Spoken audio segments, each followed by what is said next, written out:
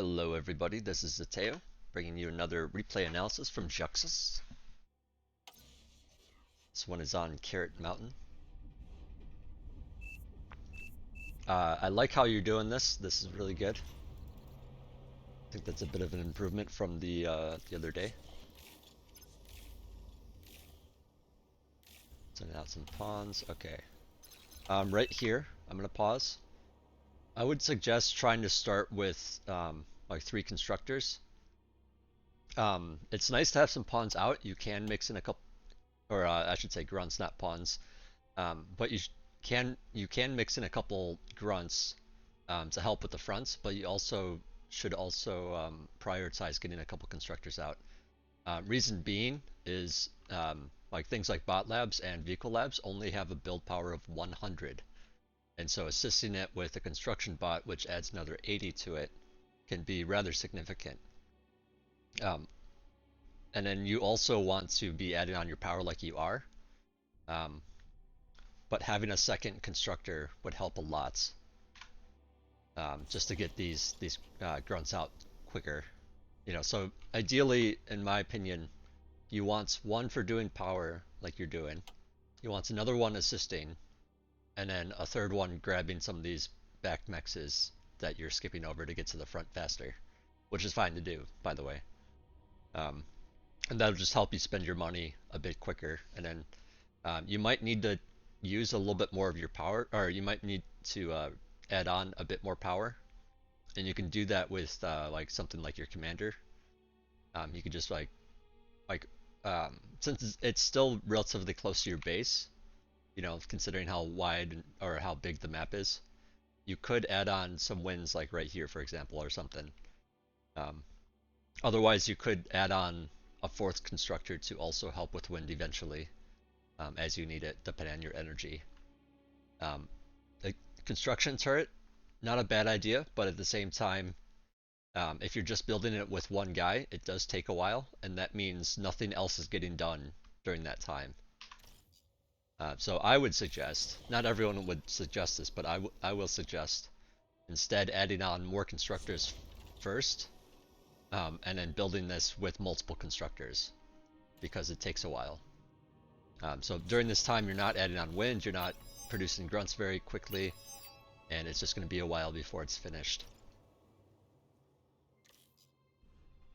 But once it's done, you'll get some nice build power. It's just right now you're floating a lot of metal. So it looks like you are adding on another constructor, so this just could have been sooner is all. Now you get that done. Okay, so now you're adding on grunts again. And some more constructors. Okay, so that's nice. However, during this, your energy production is a little bit lacking now because you're not producing any extra, and so it's hard to spend your metal because of that. You have the build power now, just not the energy. Looking at the fronts, I would suggest, since the salmon color down here, this pink color, has this area kind of secure, and this pink player has this area secure up here, and he's a little bit spread thin. And then orange, because orange isn't really filling in this gap, you might want to just position here instead. Also, this early on, there is a lot of potential for run by. So, I mean, obviously, that goes both ways. You could get, a run by going down here to destroy a lot of these mexes from orange. They could swing down to you. They could swing over to orange. So there's just a bit of a gap here right now is all. You also have the potential to do the run by yourself, by going through this hole. And then you can maybe destroy this. You could possibly get into blue's base. You could maybe do some damage down here, and you could also do some damage here. And that'll be a bit easier if you're producing grunts a little quicker. But yeah, first and foremost, the most important thing, if you're not as comfortable with doing run-bys like that, would be to secure the location that has the gap. That's one of the main reasons to get grunts early on, is just to like cover the map so that hopefully, like ideally, you want a line running down the middle of just grunts and pawns from all the different players, and that just ensures that it's harder for people to do raids with them.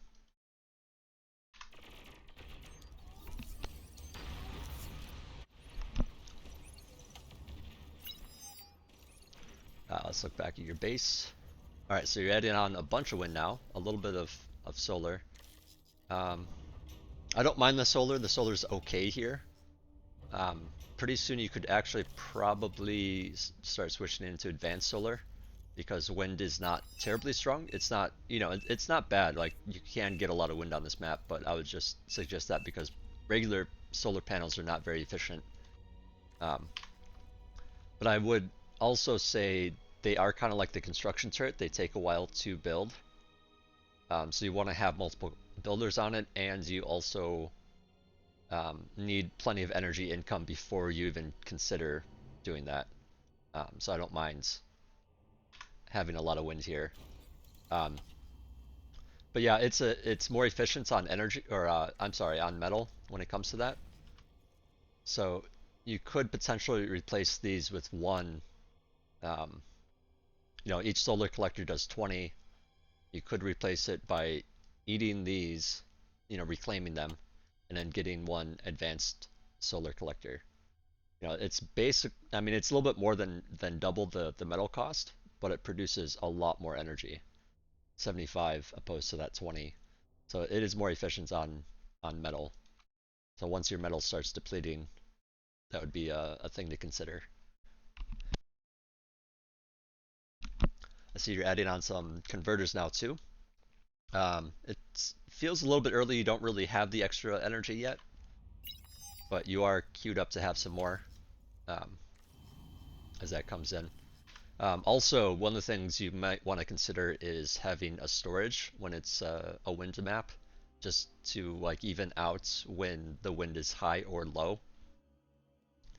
Um, it just helps a lot when if it ever dips down to 6 or so, and that way you don't need to build like too much power type of thing. I mean, I suppose the converters are good with that too because then they'll just eat the excess energy when the wind is high, but it does mean you're going to need a lot more wind coming in or more turbines. Looking at the fronts, it looks like you got a nice wall of grunt or not grunts, thugs here. You also, oh, you didn't grab this max. Bit of a mistake. Definitely try to grab, or actually, you have it queued up, I think. Maybe someone does. Um, actually, oh, okay. So I did look at this replay briefly before I started this video, and I remember you saying that like I think you grabbed these and then your salmon color was like, hey, where's my mechs? So I believe you reclaimed them to allow him to build them. Instead of doing that, I would suggest you can actually give units to other players. You can't see it in spectator mode, but over here there is like 3 buttons for each player. The first one is for giving units. So what you do is you select the units you want to give, which in this case would be the 2 mechs, and you can just click on the button and the mechs will go to them. I think you need to like either double or triple tap it though, just to like confirm that you want to actually do that. But very useful thing to think about. Let's see. Also, okay, so I noticed that you went into an air lab back here, and you uh, moved your bot lab up to the front, which is really nice to do. This is definitely a good idea, given how big the map is. Just because the thugs are so slow, it's just nice to have them up at the front quicker. Um, but yeah, talking about the air lab, you get the air lab, get the geo. Nice play to do. Um, it looks like this player's also getting a geo. He's gone air, and there's this other geo that could be taken, but at the same time, it's kind of far away from you. But I was going to suggest Like if your allies haven't taken those geos yet, you could give them a transport. They're relatively cheap, you know, just 74 metal, just to allow them to like, you know, move a constructor up to the high ground to get the geo. But again, you know, Brown's already on it. I think a little bit down the road, Red gets this one. Um, but yeah, sharing resources, sharing units, very, very smart thing to do. If your team is lacking in some way, then you can kind of help them out. All right, so moving on. Again, this hole is still here because Orange is kind of doing his own thing.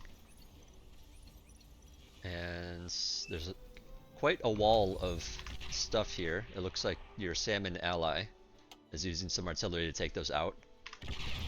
Very reasonable to do. You come up here to support them. Okay, yeah, that was a nice engagement. Took out some units there. And then what's going on? Why are you pulling back? It is unclear to me why you guys decided to pull back out of that position. But I'd say this is definitely like a force to like keep pushing with.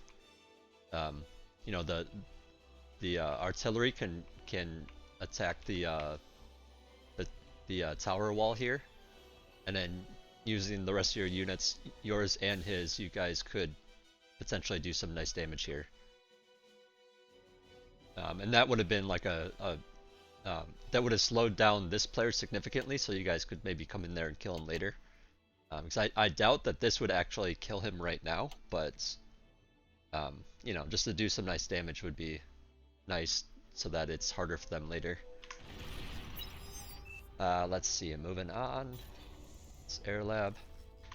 I would argue here that I mean, it's nice to have these labs for units and stuff, but if you're not going to produce out of it, I recommend just reclaiming it. Just selecting some builders, hitting E, reclaiming it, just so you get the metal back and you can put it into something else to make your position stronger. Like for example, if you reclaimed it and used it to, you know, make more wins more quickly, to get more conversions more quickly. Otherwise, I would actually suggest even above doing that, especially because this position is like pretty breakable right now. It's just using the metal to get more units out, because then you can push even harder down this lane here.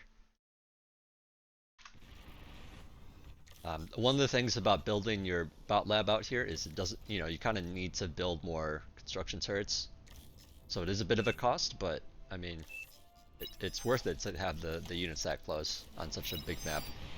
If the map was smaller, I would not suggest this at all, just because you are sinking more money into building up this location, and it's on other maps like this is so close to your opponents, like and if they're able to push, and you lose that, that's like a big deal to lose that. But also with that in mind, you might want to put down a little bit heavier of a defense here. You don't really need it right now because you have units here, so I mean, I'm not saying that you should do that right here, but in other situations, you might feel the pressure and need to put down more turrets or something. Maybe a beamer, or I guess since your Cortex would be twin guards.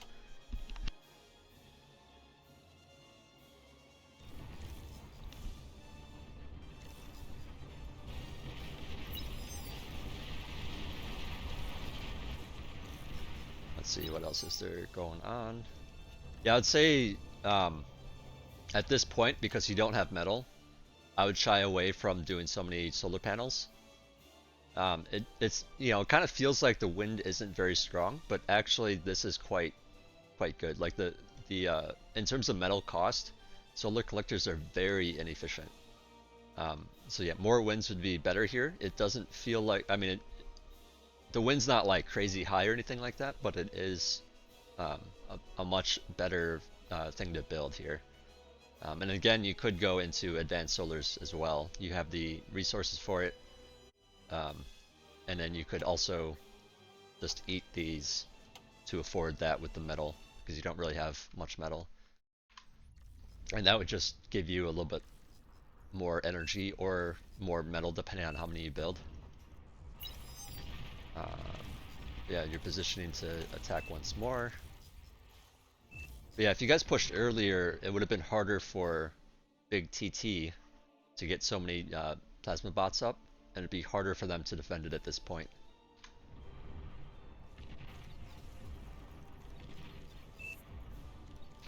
Okay, he does have some gunships back here too. I'm not sure if you know about the fact that he has the gunships at this point, but um, I'm sure you probably like are starting to see the uh, the fighters running around. Maybe not. Okay, well at this point you know. Um, Definitely, you and Salmon are both like there's no radar down here, so one of you should definitely get a radar.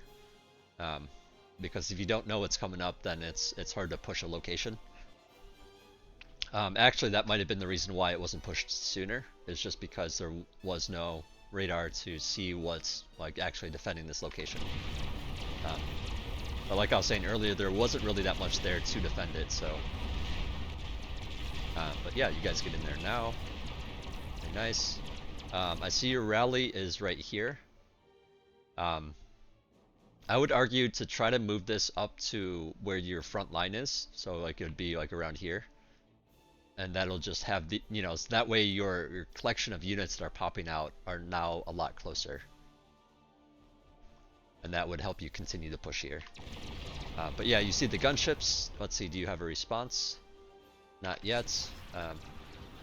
Yeah, I would say if you're able to, try to get in the habit of just like, as soon as you see air, especially down your lane, to just have a couple of these like added onto your queue. And even just doing like a one-time like build first thing. If you hold alt, you can add stuff to your queue to get them to be the next unit that's popping out, and it only builds it once if repeat is on. So that way you can just like say like, hey, I want, like 2 or 3 anti-air bots, and then just go back to your regular production, and that'll just help out a lot against these gunships.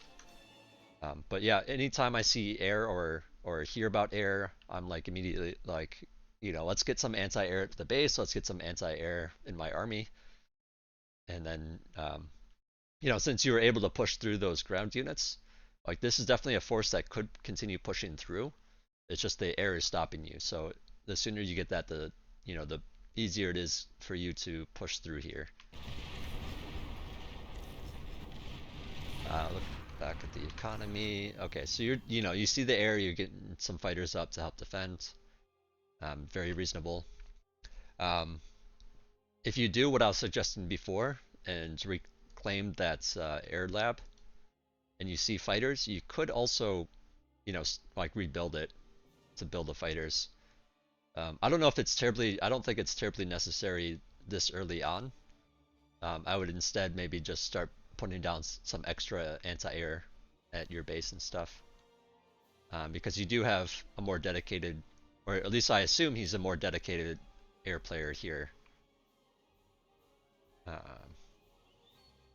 You don't really need 2 people going full air.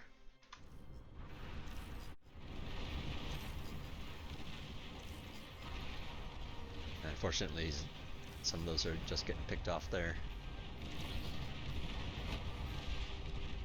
Nice. Yeah, I'd be wary about flying around a little too much. I mean, I don't know if you saw this or not while you were playing, but there's a Sam here. The blue player, you can kind of assume has some anti-air around here. So if you need to send some fighters in to defend, I would send them, around this location and try not to get too close to the enemy structures and stuff. It's like running it, you can like send them in to fight and then just like immediately pull them right back out. Takes a bit of micro, takes some getting used to, but that would be ideal type of thing. Okay, so let's look back. You start your tier 2. Given the situation, I would actually say, well, I mean, you can do T2 here. I'm not going to say that you can't. I just feel like given that you guys have pushed into this location or pushed down here so many times, and broken it a couple times. And the one thing that was keeping you back was the gunships. So, in my opinion, this could easily just move right down here and just take out the, at the very least, a lot of this stuff here. Um, and at best case scenario, you also run down here, take out this player, and run up here and maybe do some damage to whatever's up there, which happens to be not much, but you could potentially destroy both these players. Even if your ally doesn't come and help you with it, I think you have enough here to actually just do it yourself, as long as you have some anti-air for the gunships.